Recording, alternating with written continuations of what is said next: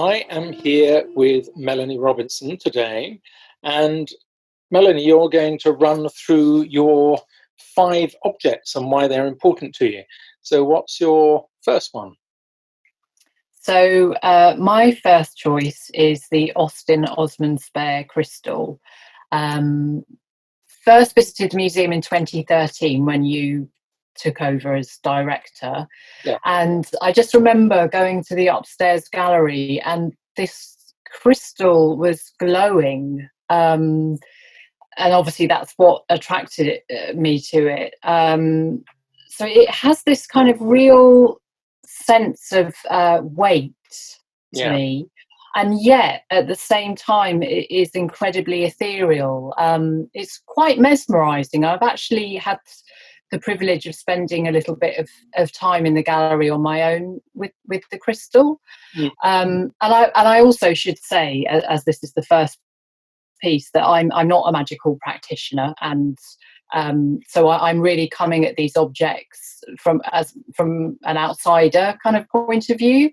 Yes. And so the selection's kind of very much based upon my intuitive and aesthetic reaction. So this item is a crystal for me. You know, it wasn't as if I was drawn to it through any kind of conscious kind of spirituality. But it's the very first object I think of when I think of the Museum of Witchcraft and Magic. So obviously, you know, I knew a little bit about Austin Osman Spare, and over the years he's become kind of more present in my life, obviously because of the connection with the museum and yourself. But also I found out about 2 months ago that a friend of mine was bequeathed 3 of his paintings. Really? Yes. And I thought, oh, I wish I'd known before. I would have let you know. So he's kept 1. I think the others should be coming here, really. Well, yes, I think unfortunately someone's bought them, but you never know. They might find their way back to the museum. And you know, this crystal's connected with one of Osman Spare's paintings, isn't it? Yes, there's. The I think there's 2 actually. There's an illustration that we've got a copy of where it shows it on his desk in front of him, along with a whole range of other objects. But yeah, and then it does appear in two of his paintings. And obviously that painting is really interesting in terms of all the different things that are going on. You know, it seems like there's some kind of ritual happening. And one thing that struck me, again, just from a kind of aesthetic point of view, is that he's done everything's in these kind of quite earthy tones. From, you know, the witch's skin is obviously slightly paler, but all the kind of artifacts in the front, they almost look like they're made out of terracotta or very ancient. And the crystal really creates this point of difference. And for me, you know, the way I've interpreted it is it's almost like a negative space within the painting, almost like some kind of portal that draws you in. So that, again, that was my kind of response. And having experienced the object physically, that is exactly what it does for me. So yes, a very potent object. As I say, I have no idea what, you know, how other people interpreted it or their relationship, but that for me, it's the kind of lodestone of the museum. So that moves us on to your second choice. Yeah, so I kind of approached this project with the idea that the objects would lead me. So the crystal led me to the Angelic tablets of Dr. D by Steffi Grant, because the Grants, Kenneth and Steffi, had a relationship with Austin Osman Spare. They were very supportive of him. And I know that there's some documents in the museum library that relate to Cecil's relationship with Steffi and Kenneth, and through that Austin Osman Spare, although apparently he didn't have any direct connection with him. There's quite a few of her illustrations in the collection, but this one in particular caught my eye. So it's a sequence of glyphs that relate to Enochian magic, which is obviously associated with Elizabeth I's astrologer, John Dee. And from what I'm aware, came through in a trance to his colleague Edward Kelly, and then John Dee, noted it all down. Is that right? Am I getting this right? Yes, that's right. Yeah. Okay. And then, so this is, I read it as this is Steffi's interpretation. Yes. I mean, I don't know how much kind of artistic license she brought to it. Well, no, the Enochian tables are written down and described. And what I find wonderful about these pieces is the intense process involved, because they're all tiny, tiny pieces of paper. Yeah, and I felt that in the construction, there's a kind of meditative quality, repetition, and it creates, this kind of series of patterns that are almost like optical illusions. And what brought to mind, to me, was the kind of Aztec patterns, op art, people like Annie Albers. Yeah.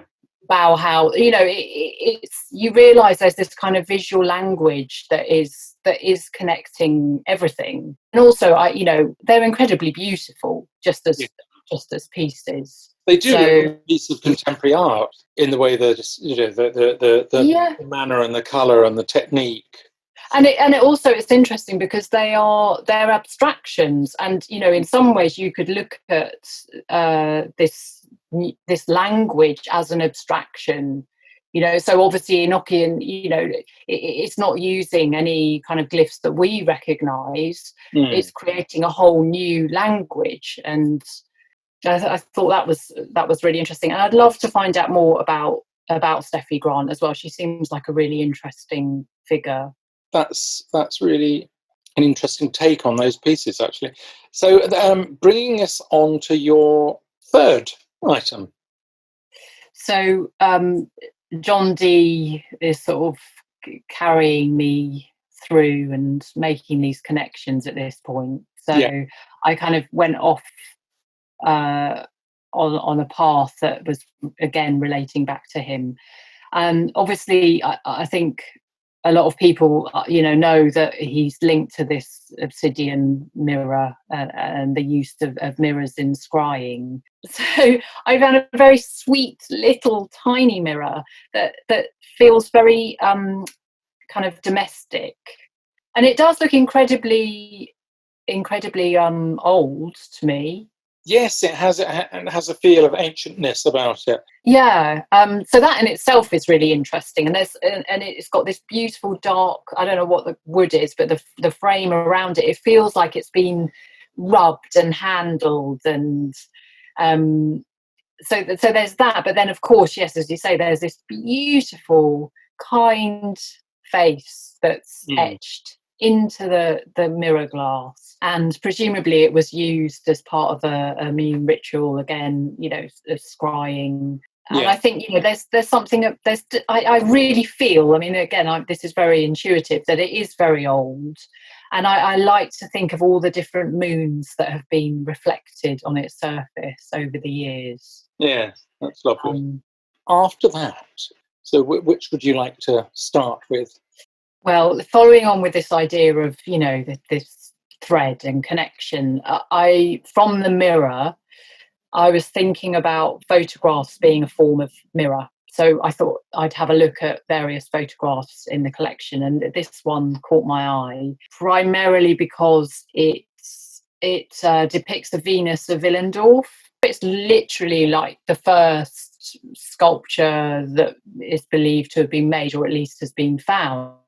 It's about 25 thick in terms of human history, in terms of art history. And I liked the idea that this photograph of it is within the museum collection, because, again, it's making connections and dialogues outside of the four walls of the museum, and giving a sense of, the reach of the Museum of Witchcraft and Magic. And I like the way it's been displayed as well, obviously very carefully and thought out. It's a very designed piece, the way it's been framed, because you've got the Venus of Willendorf, and then you've also got these yoni stones. So Yes. yoni is Sanskrit for female reproductive organs, and it's also got a slightly kind of scarab beetle feel to it as well, the yoni. Yeah. So again, it just feels like it's making these connections between different cultures. That led me on to a drawing by Eldermans, which is part of the museum's incredible Richelle collection. Yeah. My thinking behind it is that he had these photographs in his own collection and drew directly from them to create these illustrations of the stones, and then this torso of a female figure. Yes. And I was just kind of imagining that it could have been a design for a pendant, but I don't know whether that was realised. And we certainly haven't got anything in the collection. I know we've got a lot of pendants and things that he designed, but this one doesn't seem to have been made into anything, not that we have. Elderman's work is very distinctive. It generally is these dark outlines, very rounded forms.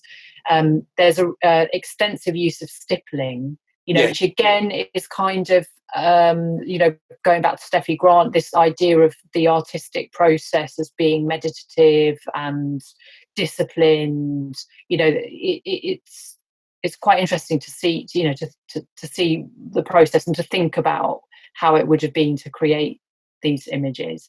But the strange other thing that came to mind when looking at them is some of his work, there's a sort of humour there to me. I don't know if you ever feel that with his work, that he's got a sense of humour, because I kept thinking about Robert Crumb, the cartoonist. There's this real roundness. And obviously, there's lots of references to sex and the female form and all of that. And so when I look at his work, I do see a slight humour and a slight kind of pop culture referencing. Yes. And interestingly enough, I found that he used a lot of commercial magazines as inspiration. Yes, very much so. I think we've got some of that in the collection.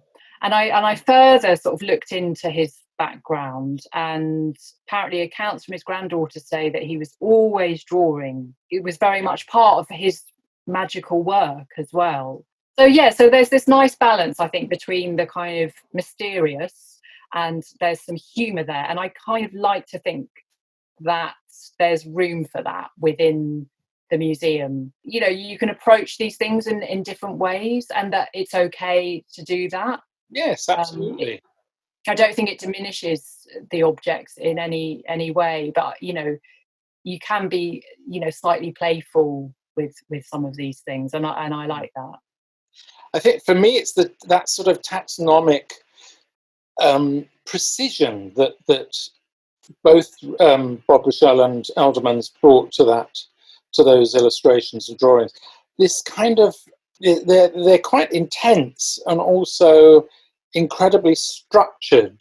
I mean, we have no idea what it was that he was the end aim, then, if you like, of this catalogue of over 3,000 images that we own, and there were more apparently. So, but what's nice about it, I think, is that it leaves it open to interpretation. That anyone can come to these things, and not knowing what they were ultimately doing leaves you to fill in the gaps and to use your own personal history, magical or not, to interpret. Yeah, exactly. Which I guess is what I've done in looking at these 5 objects. Yeah. So I really appreciate the opportunity to have a closer look at some of the museum items. I'm sure there's loads I've missed out that, given another opportunity, I might choose 5 different things, but we'll come back and ask you in a year. Yeah, all right. Thank you. But thanks very much. Thanks. Okay.